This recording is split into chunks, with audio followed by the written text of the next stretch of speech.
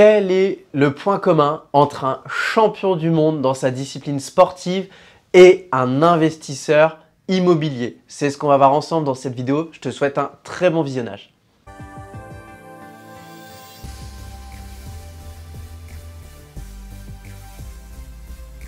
Bonjour à toi, j'espère que tu vas bien. Je me présente Victor Clodo, je suis le fondateur de la société Les Investisseurs du Vivier, qui est une société d'accompagnement au développement de parcs immobiliers.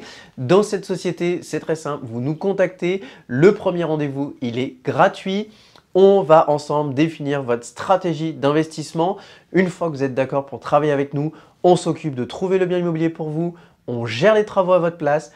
Et surtout, on va gérer les locataires pour vous de façon à ce que sur toute la durée de l'investissement, vous ayez le plus grand confort tout en vous enrichissant. Comme tu l'as vu en introduction, dans cette vidéo, on va voir quel est le point commun entre un grand sportif et un investisseur à succès.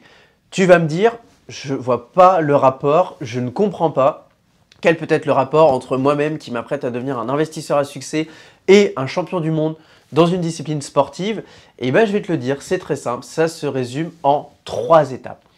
La première étape, elle est très simple, c'est quoi? C'est le mental. Puisqu'en effet, si tu veux devenir l'investisseur à succès que tu mérites d'être, il va falloir que tu aies un mindset, un mental extraordinaire parce que la moindre chose peut venir te déconcentrer. C'est très simple, tu vas rencontrer sur ton chemin d'investisseur des gens qui vont se moquer de toi, des gens qui vont te dire que de toute façon, si c'était fait pour réussir, tout le monde le ferait.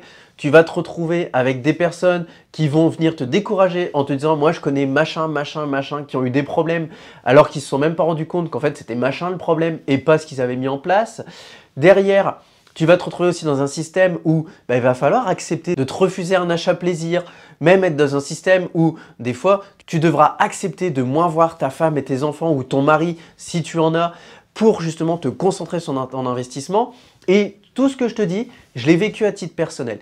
Parce qu'au début, quand j'ai commencé à investir dans l'immobilier, j'ai acheté des biens immobiliers qui faisaient 70 80 000 euros une fois que j'avais tout payé, travaux, notaires, acquisition. Et les gens se moquaient de moi en me disant « mais tu sais, c'est pas en achetant ça que tu vas t'enrichir ». Les gens me déconcentraient en me disant « mais tu te rends compte que machin, il a des problèmes avec ses locataires, tu te rends compte que machin, il a investi pendant des années, maintenant il arrête ». Et donc tu te dis « mais est-ce qu'au final, je dois y aller parce que j'ai l'impression que j'ai vu quelque chose, mais tout le monde m'encourage à faire demi-tour ». Après, c'est pareil. J'ai aussi connu ce système où les gens me disaient « mais est-ce que tu n'as pas honte ? Est-ce que tu n'as pas honte aujourd'hui de vivre comme un pauvre alors que tu as des bons revenus, de te priver? Est-ce que tu n'as pas honte de moins voir ta femme, de moins voir ton fils parce que justement, tu préfères être de tes investissements locatifs ?» Et au final, en fait, ce que ces gens ne voient pas, c'est que choix facile, vie difficile, choix difficile, vie facile. Et en effet, tu vois, pendant 2 ans et demi, je me suis privé.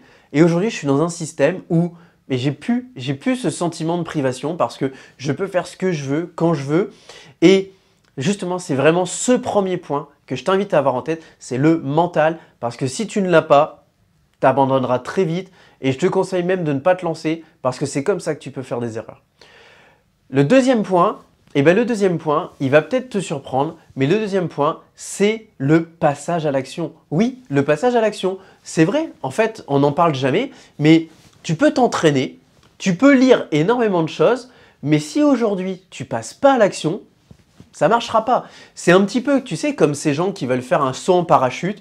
Ils vont se driver, ils vont se dire « je m'entraîne, il faut que mon corps il résiste au saut ». Ils vont lire plein de livres, ils vont regarder des vidéos sur YouTube de « ouais, j'ai fait un saut, ça s'est passé comme ça, je vous donne tel conseil ». Et la personne, elle monte dans l'avion, elle est excitée comme une puce. C'est comme ces gens qui vont commencer à aller sur le terrain, qui vont faire plein de visites. Et puis, tu as 2 types de personnes. Tu as celui où la porte, elle s'ouvre et il se dit « ça y est, je suis prêt, c'est ce que j'attendais ». Paf, il saute. Et tu as celui où il y a 1 minute qui passe, il y a une 2e minute qui passe, et puis une 3e, et puis là, le gars te dit « non, mais de toute façon, ça ne sert à rien, on va refermer la porte, t'es pas prêt ». Et c'est un petit peu comme ces personnes qui vont se former, vont s'entraîner énormément, et puis elles visitent un bien, un 2e, un 3e, et nous, des fois, on reçoit des clients, ils ont visité 30, voire 40 biens. C'est pas normal, c'est pas normal. On ne peut pas avoir visité des dizaines de biens et ne pas avoir trouvé chaussure à son pied. Et justement, tout grand champion qui réussit À un moment, il est passé à l'action et il s'est dit « je le sens, je mets mes tripes sur la table et j'y vais ». Et si tu n'arrives pas à faire ça, tu ne pourras pas devenir l'investisseur à succès que tu mérites. Alors attention, je te mets un disclaimer, je ne te demande pas d'acheter la première chose qui te passe entre les mains. Tu dois bien évidemment définir ton cahier des charges, te contenter de ce que tu as défini, mais à un moment, sache que si tu ne passes pas à l'action et que tu hésites à chaque fois, tu ne réussiras pas. Et la troisième chose, je vais prendre une image que j'adore, qui est excellente, que mon père m'a donnée, et même si tu n'aimes pas le tennis, tu vas la comprendre. Quel est le point commun entre Nadal, Federer et Djokovic? Je te laisse 10 secondes. Alors, est-ce que tu as trouvé? Est-ce que tu as trouvé? Si ce n'est pas le cas, je vais te le dire, le point commun entre ces trois personnes à succès au niveau du tennis, c'est qu'aujourd'hui, certes, elles ont toutes les trois été numéro 1 mondial, mais ce n'est pas ça le point commun. Le vrai point commun, c'est quoi? C'est qu'elles ont toutes les trois un entraîneur. Et c'est là que je veux arriver au point numéro 3, c'est que soit un mentor, une personne qui t'entoure ou un guide sur lequel tu peux te calquer et le suivre. Et je t'invite même à aller chercher les trois en même temps. Et c'est justement ce que moi j'ai cherché à mettre en place avec ma société, c'est être cet entraîneur. Pourquoi aujourd'hui Nadal, Djokovic et Federer ont un entraîneur? Parce qu'aujourd'hui, elles n'en ont pas besoin. Demain, elles jouent contre leur entraîneur, elles leur mettent une raclée. Mais pourquoi elles ont besoin d'un entraîneur? Parce que justement, l'entraîneur va leur permettre de se focaliser uniquement sur les choses nécessaires. Et toutes les choses négatives ou qui les empêcheraient de venir se concentrer sur leur discipline et de s'améliorer, et bien justement, c'est l'entraîneur qui va les prendre pour eux. Et ça, c'est ce qu'il faut que tu retiennes, c'est qu'au début, tu vas être comme ce tennisman qui s'entraîne tout seul sur le court, qui tape contre le mur, qui va essayer d'apprendre 2-3 choses en jouant, etc. Mais si à un moment, tu veux venir dans la cour des grands, si à un moment, tu veux monter en compétence, il n'y a pas de secret, il est indispensable que tu t'entoures de quelqu'un. Si tu ne t'entoures pas de quelqu'un, tu ne pourras pas réussir parce que soit il te manquera des aspects juridiques, soit il te manquera justement ces petites astuces pour trouver des biens immobiliers sur le marché que les autres n'arrivent pas à trouver, soit même il arrivera un moment où ton parc grossira et tu voudras arrêter parce que soit tu n'arriveras plus à le gérer, soit parce que tu ne verras que les contraintes. Et aujourd'hui, moi, c'est vraiment ce que j'ai voulu mettre en place en développant ma société Les Investisseurs du Vivier, dont tu retrouves, comme je te dis toujours, le lien en bas de la description ou juste ici si tu veux le retaper dans la barre de recherche sur Google. Le but de cette société, c'est justement de dire aux investisseurs, on va être votre entraîneur. On va être votre entraîneur et aujourd'hui, on va être dans un système où on va gérer avec vous l'investissement. Mais on va venir retirer toutes les phases contraignantes comme rechercher le bien, gérer les travaux et gérer les locataires. Et aujourd'hui, nos clients se retrouvent dans un système où ils se sont occultés de toutes les phases négatives de l'investissement locatif et ne gardent que le positif qui est l'enrichissement à court, à moyen et à long terme.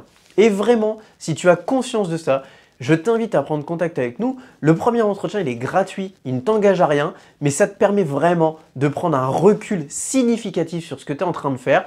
Et par la suite, si tu as envie d'aller plus loin, comme on le dit toujours à nos clients, n'hésitez pas parce que ça peut transformer votre vie. En attendant, je te souhaite de très bons investissements et si ce n'est pas encore fait, je t'invite à cliquer juste ici, cliquer sur le lien s'abonner. Tu as une vidéo de ce type tous les jours, c'est totalement gratuit. Pareil, l'abonnement ne t'engage à rien, mais ça peut t'apporter énormément de valeur. Je te dis à très bientôt. Ciao!